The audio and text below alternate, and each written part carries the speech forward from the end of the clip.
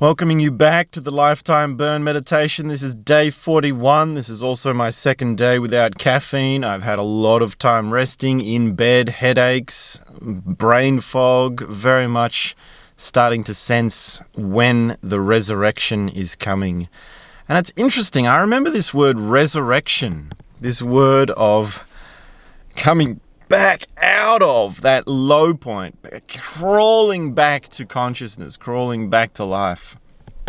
And I really do think about the masters who have ascended, the people who have come out of, well, what have they come out of? That's the interesting question. Coming out of the brain fog, coming out of the lack of ability to think clearly, to speak clearly, to be alert and present with the surrounds. And I remember that this is also very much a part of the burn. It is almost like an automatic burn, yes? When you are coming off sugar, and although I have had quite a bit of sugar today, I'm replacing my caffeine with hot chocolate. So coffee replaced with hot chocolate. And yet there's that feeling of coming out of it and remembering why I was so addicted to it, because it's like being held to ransom. It's like having a gun to your head and this substance saying, if you don't do this, you are going to experience pain. Now, of course, caffeine withdrawals is not really it's not really that bad compared to some of the substances we have in this world. Of course, if you are involved in heavier substances, you need to get medical help. You need to get professional help, and there are systems in place for that. And it can be very hurtful. You might need some sort of chemical assistance to get off the chemicals.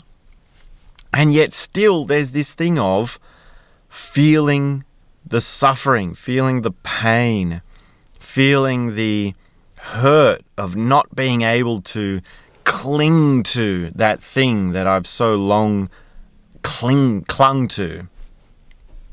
So that's going on for me. And I'm also looking at doing some more of the napkin episodes where we review your psychology. So we talked about spiral dynamics, we talked about developmental psychology, and I think probably it's going to be helpful to look at philosophy, because a lot of the time we get caught up in philosophy as a way of talking. We get stuck into armchair philosophy. We get stuck into being thinkers rather than livers, being alive, being someone who lives. And it's not right to be a thinker. That's not what philosophy was meant for. It's not right to be an armchair philosopher or an academic or a person that reads and writes books. Although the reason I wrote my book is I actually wrote a book on Stoic philosophy, which you can listen to now. There'll be a link somewhere in the description of this video. The reason I wrote that, or the idea behind that, was to actually push into experience, to push into not just ideas, but action points that you can do to experience different things, to actually live, to live with a life that is,